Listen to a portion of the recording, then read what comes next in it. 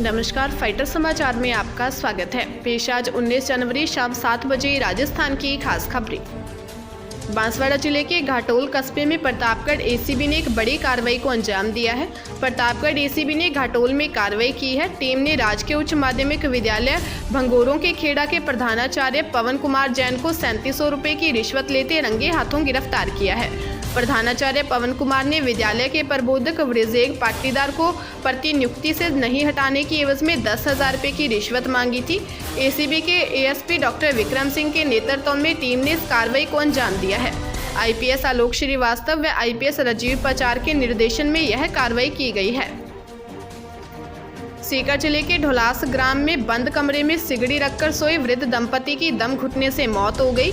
मामले के अनुसार ढोलास निवासी 85 वर्षीय घटसी राम व उसकी पत्नी 82 वर्षीय चंद्री देवी रोज की तरह सुबह करीब 5 बजे सोकर उठे। सुबह घना कोहरा व कड़ाके की ठंड के चलते नित्य कर्म से निवृत्त होकर सिगड़ी सुलगाकर वापस अपने कमरे में चले गए। करीब 7:30 बजे तक भी दोनों नहीं जागे तो परिजन जगाने गए, लेकिन अंदर से आवाज नहीं आई। कमरे के किवाड़ उतार कर देखा तो दोनों अचेत पड़े थे। दोनों को अस्पताल लेकर आए, लेकिन जब तक दोनों की सांसें थम चुकी थी।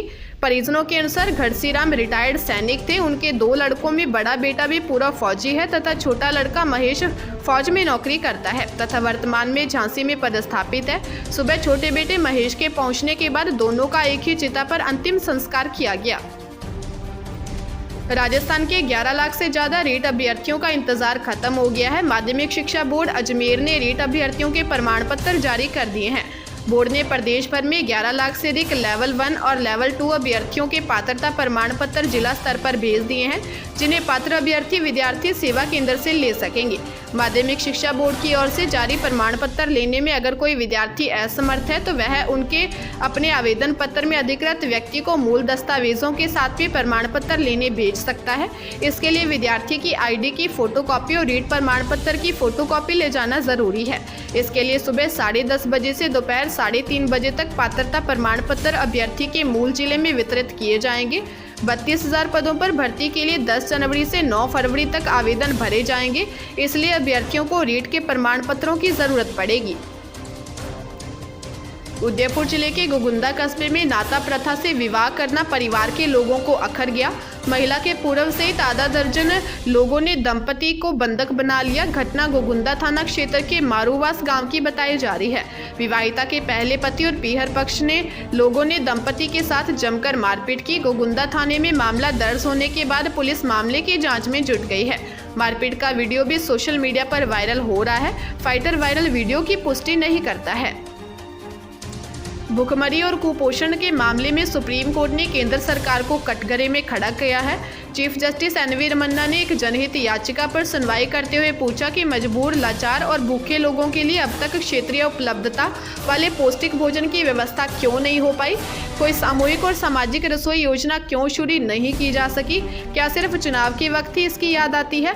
हमारे पास अब तक कुपोषण और भूख से होने वाली मौतों का पक्का आंकड़ा भी नहीं है। Chief justice NV Ramana, justice AS Bopanna और जस्टिस हिमा कोहली की पीठ ने सरकार से पूछा कि क्या भूखमरी से हुई मौतों की कोई रिपोर्ट तैयार की गई है। कोर्ट ने सरकार को फटकार लगाते हुए कहा कि अपने अधिकारियों से कहिए कि 2010 से 2013 के बीच की रिपोर्ट के अलावा भी आंकड़े दें। पंजाब में अवैध रेत खनन और इससे जुड़ी कंपनियों के खिलाफ धन शोधन संबंधी जांच के तहत कई जगहों पर ईडी के छापों के कुछ घंटे बाद राज्य के मुख्यमंत्री चरणजीत सिंह चन्नी ने कहा कि चुनाव करीब है और ऐसे में उन पर दबाव बनाने तथा उन्हें और उनके मंत्रियों को निशाना बनाने की कोशिश हो रही है। चन्नी ने संवाददाताओं से बातचीत में आरोप लगाया, जब पश्चिम बंगाल में चुनाव थे तो ममता बनर्जी के रिश्तेदारों पर इस तरह से निशाना साधा गया, उसी तरह ईडी अब पंजाब में दबाव बनाने और परेशानी खड़ी करने की कोशिश कर रही है। हर तरह का दबाव बनाने का प्रयास किया जा रहा है। उन्होंने भारतीय जनता पार्टी नित केंद्र सरकार पर निशाना साधते हुए कहा कि केवल मंत्रियों और मुख्यमंत्री पर ही नहीं बल्कि हर कांग्रेस कार्यकर्ता पर दबाव बनाया जा रहा है। इस तरह का माहौल लोकतंत्र के लिए ठीक नहीं है। जब चुनाव आने वाले हैं तो उन्होंने ईडी के छापों के बारे में सोचा, लेकिन हम हर तरह का दबाव, परेशानियां सहने को तैयार हैं। हम अपना चुनाव प्रचार जारी रखेंगे और वे कामयाब नहीं हो पाएंगे। मध्य प्रदेश के जबलपुर जिले में 27 वर्षीय एक व्यक्ति को अपने ही चाचा और चाची की हत्या करने के आरोप में गिरफ्तार किया गया है। आरोपी को शक था कि दंपति ने उस पर कथित काला जादू किया है। एक अधिकारी ने बताया कि जिले के चौराई गांव के पास एक झोंपड़ी में कुछ दिन पहले एक वृद्ध दंपति के शव के जले हुए अवशेष पुलिस को मिले थे। एएसपी शिवेंद्र सिंह ने बताया कि आरोपी दयाराम कुलस्ते को बरेला थाना क्षेत्र के हितौनिया गाँव से गिरफ्तार किया गया है, जो कि मृतक 60 वर्षीय सुमेर सिंह कुलस्ते और उसकी पत्नी 55 वर्षीय सियाबाई का भतीजा है।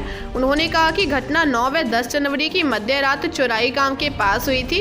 अधिकारी ने पत्रकारों से कहा कि आरोपी ने सुमेर सिंह और उसकी पत्नी की धारदार हथियार से हत्या कर दी और बाद में उनकी झोंपड़ी में आग लगा दी। उन्होंने बताया कि जाँच में पता चला है कि आरोपी को शक था कि मृतक दंपति द्वारा उस पर काला जादू किया जा रहा है, जिसके कारण आरोपी के भाई ने पूर्व में आत्महत्या की थी।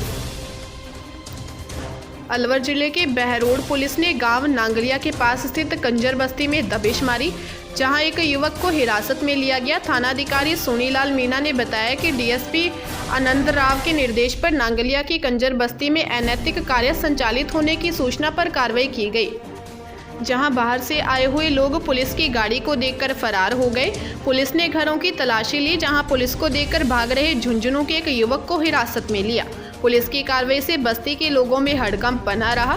दरअसल यहां युवतियों के द्वारा वेश्यावृत्ति कराने का काम किया जाता है, जिसकी सूचना ग्रामीणों के द्वारा समय समय पर पुलिस को दी जाती रही है। पुलिस भी यहां कार्रवाई करती है। बाड़मेर जिले के धौरीमन्ना कस्बे में युवती के अपहरण और उसके साथ गैंगरेप का मामला सामने आया है। धौरीमन्ना थाने में अपहरण और गैंगरेप का मामला दर्ज हुआ है। जानकारी के अनुसार युवती का अपहरण 8 जनवरी को हुआ था।